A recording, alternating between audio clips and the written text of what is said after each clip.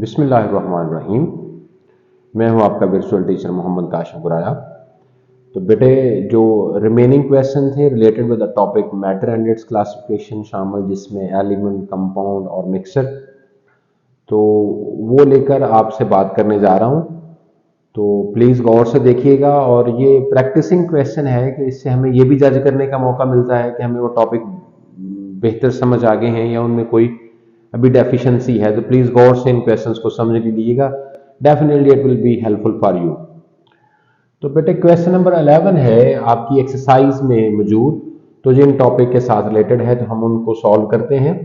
बिस्मिल्लाहिर्रहमानिर्रहीम। जज़ल्लाहु अन्ना मुहम्मद व अला आलिहि वसल्लम व अहलहु।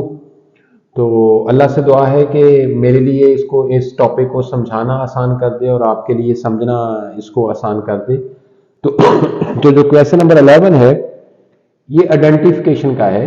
इसके 5 पार्ट आपको दिए गए हैं, तो आपने आइडेंटिफाई करना है कि इनमें से कौन सा एलिमेंट है, कौन सा कंपाउंड है और कौन सा मिक्सचर है। ये तमाम एग्जाम्पल हम ड्यूरिंग डिस्कशन बात कर रहे हैं, लेकिन फिर भी जल्दी से हम इसके बारे में बात कर देते हैं। तो लाइक दैट, जैसे कि मैं पॉइंटर का कलर चेंज कर देता हूं। तो जैसे कि ये जो हीलियम है और हाइड्रोजन है, बोथ आर दीज एलिमेंट्स, मैं ई लिख लेता हूं इनके लिए। ये कार्बन मोनोऑक्साइड है। मैंने उस वक्त भी बड़ा जोर देकर बात कही थी कि ये कंफ्यूज आपको कर सकता है। इसमें पहला जो एलिमेंट है उसका सिंबल भी कैपिटल है और सेकंड भी कैपिटल है, लिहाजा ये सिंबल फॉर कार्बन है और ये सिंबल फॉर ऑक्सीजन है, जिससे पता चलता है कि ये दो एलिमेंट्स के केमिकल कम्बिनेशन से हासिल हुआ है, लिहाजा ये एक कंपाउंड है। ये देख लो, तो इसमें फर्स्ट लेटर कैपिटल है, सेकंड लेटर स्मॉल है। तो ये सिंबल का कैरेक्टर है कि अगर 2 लेटर सिंबल हो किसी एलिमेंट की तो उसका फर्स्ट लेटर कैपिटल होता है, सेकंड लेटर स्मॉल होता है, तो it is an element. Water आप जानते हैं, बहुत डिस्कशन हो चुकी है, तो ये कंपाउंड है। मिल्क आप जानते हैं, इसको एग्जांपल में भी डिस्कस करके आया था कि मिल्क एक मिक्सचर है। गोल्ड आप जानते हो कि ये एक एलिमेंट है। ब्रास में डिस्कस करके आया था कि ब्रास जो है वो क्या है, वो एक मिक्सचर है। आयरन आप जानते हो कि ये एक एलिमेंट है, और स्टील आप जानते हो, मैंने इसको एग्जांपल में भी डिस्कस किया था कि ये एक मिक्सचर है। तो इस तरह आप आइडेंटिफाई कर सकते हो कि इनमें से कौन सा एलिमेंट है, कौन सा कंपाउंड है और कौन सा मिक्सचर है। इसके बाद क्वेश्चन नंबर 13 है आपकी एक्सरसाइज का, आप उसको भी देख लें। ये थोड़ी सी नई बात है, इसमें से एक दो, तो उसको आपने केस देखना है। तो क्वेश्चन ये है कि ये सब्सटेंसेस दिए गए हैं, पूछा गया है कि जब इनको प्लस कर दें, इनको साथ मिला दें, तो हमें इनसे हासिल होने वाला जो है वो क्या हासिल होता है, उसकी नेचर बताएं और उसका नेम भी बताएं। तो जिंक प्लस कॉपर जब आप प्लस करते हो, इसको मिक्स करते हो, तो ये हम एग्जांपल इसीलिए पीछे टॉपिक में मिक्सर में पढ़ा कर आए थे। उस वक्त कहा था कि ये मिक्सर में पूछी जाएगी, तो इसलिए बता रहे हैं।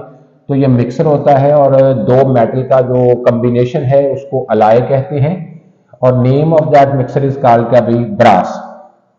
यहां पर ये भी हमने एग्जांपल वहां करवाई थी कि आयरन प्लस क्रोमियम प्लस निकल जो है, इसका जो सम है, इसका जो मिक्सर है, इसको क्या कहते हैं, इसके कॉम्बिनेशन को मिक्सर कहते हैं।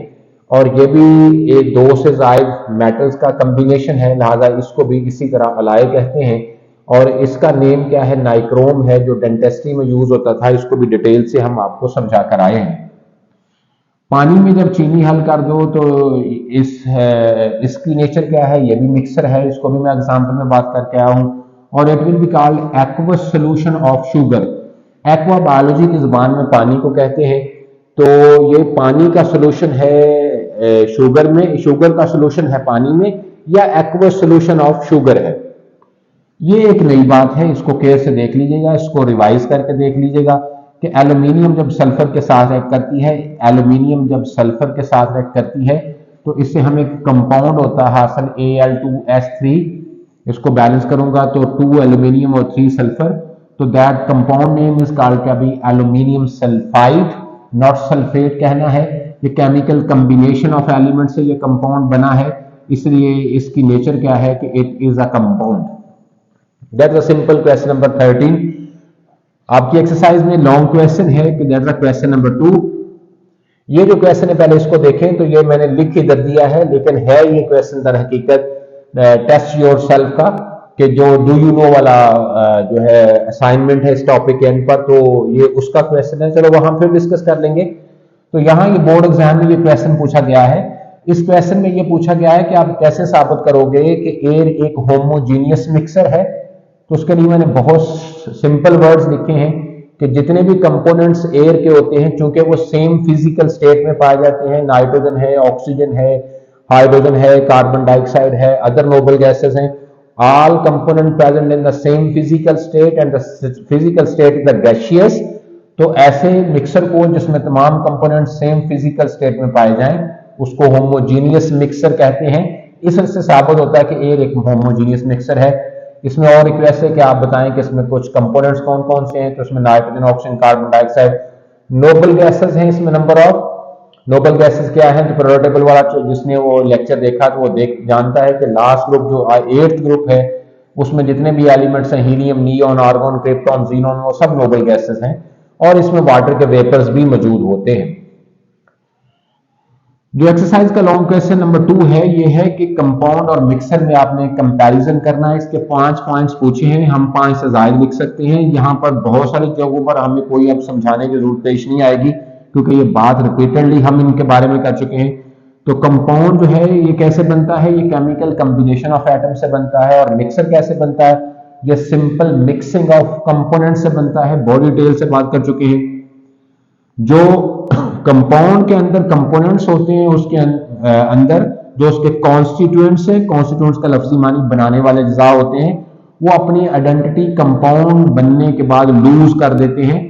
जैसे कि एग्जांपल के तौर पर आप H2O की बात कर लो तो H2O इज नॉट लाइक, बोलो कि अभी ऑक्सीजन हम सांस लेने के दौरान H2O वाटर को इनहेल नहीं कर सकते, लिहाजा इस कंपाउंड बनने के बाद ऑक्सीजन बेशक इसके बनाने में जरूर शामिल था लेकिन बनने के बाद ऑक्सीजन अपनी आइडेंटिटी लूज कर चुका है।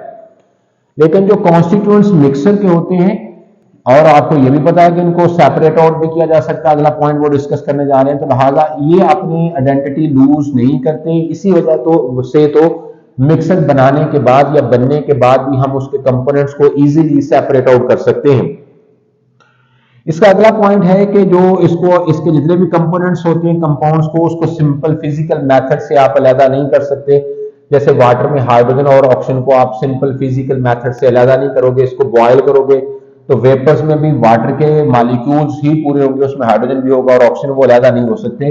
लेकिन इनके कंपोनेंट्स या मिक्सर के कंपोनेंट्स आप सिंपल फिजिकल मेथड से अलग कर सकते हो, जिसके बारे में हमने बॉइलिंग, फिल्ट्रेशन की एग्जांपल पीछे दी हुई है। जो रेशो होती है कंपोनेंट्स के दरमियान, कंपाउंड के कंपोनेंट्स के दरमियान, वो फिक्स होती है। जैसे ये पता नहीं कितनी दफा ये बात करने लगा हूं कि वाटर इज अ कंपाउंड, तो इसके एलिमेंट्स के दरमियान रेशो 2/1 की फिक्स होती है। अगर ये रेशो चेंज होगी तो कंपाउंड भी वाटर नहीं रहेगा। लेकिन जो मिक्सर के कंपोनेंट्स होते हैं उनके दरमियान रेशो फिक्स नहीं होती, रेशो प्लस माइनस हो सकती है। कि अगर आप 1 लीटर पानी में, मैंने कहा था कि 1 ग्राम सैंड डालें तो फिर भी वो सैंड का मिक्सर इन वाटर होगा, और अगर 100 ग्राम सैंड डालेंगे तो फिर भी वो सैंड का मिक्सर इन वाटर ही होगा।